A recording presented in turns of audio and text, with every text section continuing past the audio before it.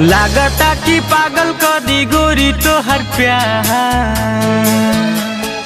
गोरी तो हर प्यार, गोरी तो हर प्यार। लागता कि पागल कर दी गोरी तो हर प्यार, गोरी तो हर प्यार, गोरी तो हर प्यार। नैना से चैना गइल दिल से करार, नैना से चैना गइल दिल से करार। गोरी तो हर प्यार, गोरी तो हर प्यार।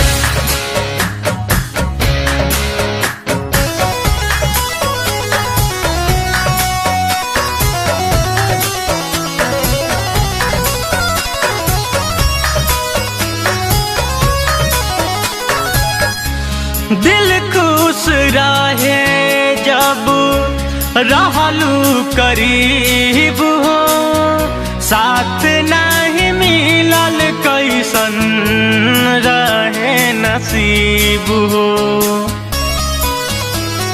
हाँ, दिल खुश रहे जब रहलू करीब हो, साथ नहीं मिलल कैसन रहे नसीब हो।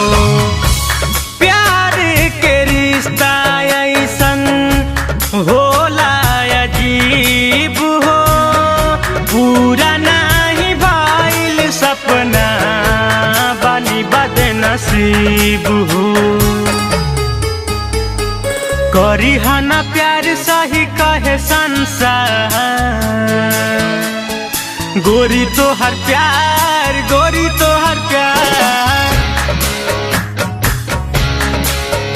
और करी हना प्यार सही कहे संसार, गोरी तो हर प्यार, गोरी तो हर प्यार।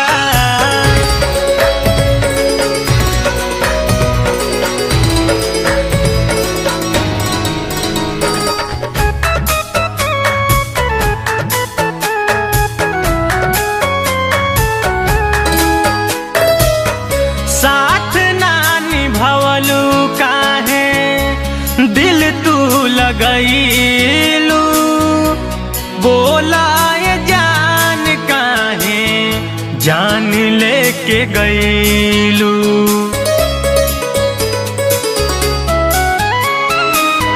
साथ ना निभवलू काहे दिल तू लगैलू, बोला जान लेके गईलू। प्यार में का कमी रहे हमके ना बतैलू, दे दा बयान काहे हमके भुलैलू। कैसे सुनाई अपन दिल के पुकार, गोरी तो हर प्यार, गोरी तो हर प्यार।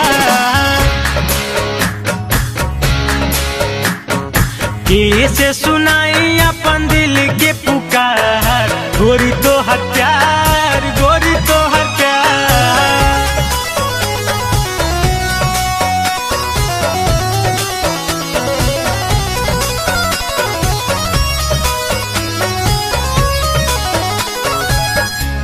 जिंदगी बेकार जियल भइल दुसवार हो, अबहू से आई जई तू करी इंतजार हो। हाँ, जिंदगी बेकार जियल भइल दुसवार हो, अबहू से आई जई तू करी इंतजार हो। कहेले अंकित रंजित आ जाए एक बार हो, नाता जग छूटी रानी प्यार जाई हार हो।